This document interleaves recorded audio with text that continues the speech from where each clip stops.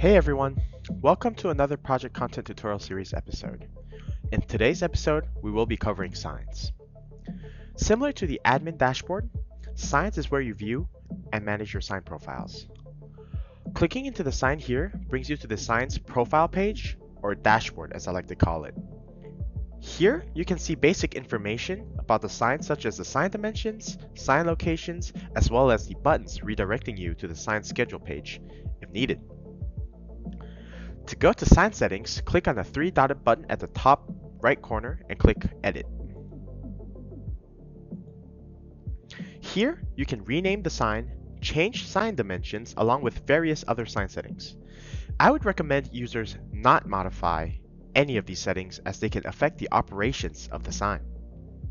Depending on account type, scrolling down, you will notice that the default content settings reside here as well.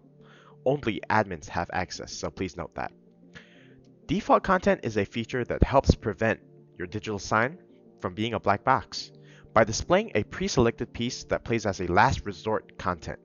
This way, if a user forgets to schedule or an existing piece expires, there will always be something displaying on their sign.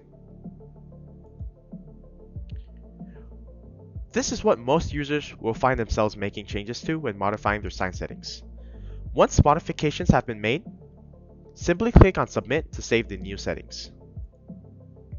A feedback label will pop up on the top right indicating the successful update. We hope that this guide has been helpful. If you have any further questions, please feel free to reach out to us. We are here to help. That's it for this episode.